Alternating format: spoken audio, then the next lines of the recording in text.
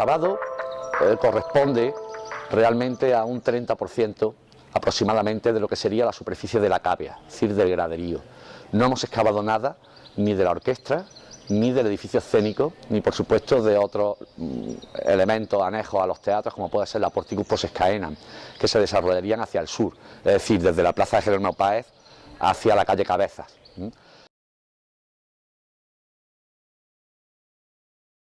En el entorno del teatro han aparecido inscripciones consagradas al emperador Augusto en vida, y también ha aparecido una inscripción dedicada a la diosa Fortuna, con una fecha consular del año 5 después de Cristo. Esa inscripción, que debió colocarse en el teatro una vez que éste estaba edificado, nos proporciona una cronología antequén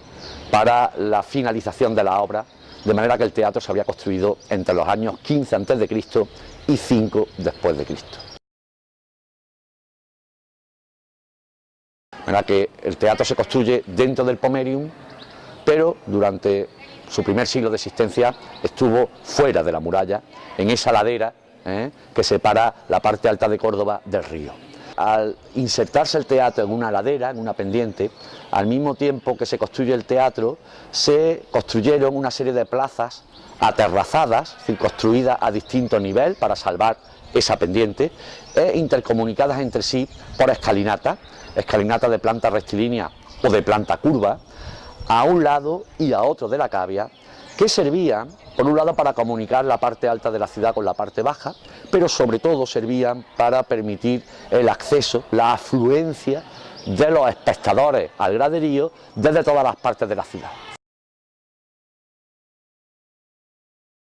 Que el Teatro Romano de Córdoba es el mayor teatro de Hispania, con una cavea de 124 metros de diámetro. Es un teatro comparable solamente a los teatros de Roma, de la capital.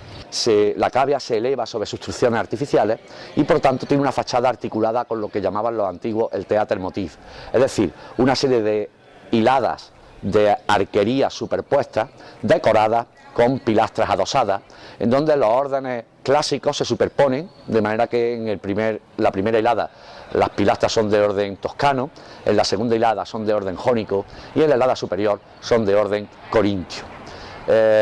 Esa fachada recuerda mucho, por ejemplo, a la del Teatro de Marcelo en Roma, que se construyó aproximadamente en las mismas fechas que el Teatro de Córdoba. Que ese tamaño descomunal y suponemos que el elevadísimo coste que supondría la construcción de un edificio así parece remitir a una posible financiación, al menos de parte del edificio, financiación imperial, es decir, que habría podido ser un regalo del emperador Augusto. En el mundo antiguo las representaciones teatrales estaban íntimamente ligadas a la religión. Es decir, formaban parte de los rituales religiosos del mundo romano. Muchas veces los teatros eran el lugar de destino de esas procesiones que trasladaban las imágenes divinas desde los templos hasta la propia cavea, donde acudía toda la ciudadanía estructurada según su jerarquía social y donde tenían lugar, por un lado, sacrificios religiosos, por otro lado, discursos, loas al emperador reinante, celebraciones de su cumpleaños, de su subida al trono, etcétera, y por último, las propias representaciones teatrales como género tenían lugar en el marco de estas grandes festividades cívicas. Pues el teatro estuvo en uso casi 250 años, casi 3 siglos, desde época del emperador Augusto, como digo, hasta mediados del siglo III, en el que hemos documentado, a partir de determinados derrumbes que no son antrópicos y a partir de determinadas grietas que afectan al hormigón de las cimentaciones del propio graderío, que probablemente tuvo lugar un terremoto, un movimiento sísmico, en torno a los años 250-270,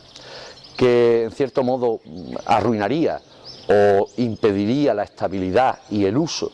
del teatro, y a partir de ese momento, mediados del siglo III, comienza el proceso de expolio y saqueo del edificio para reutilizar sus materiales. De manera que el teatro podemos decir que se recicló por completo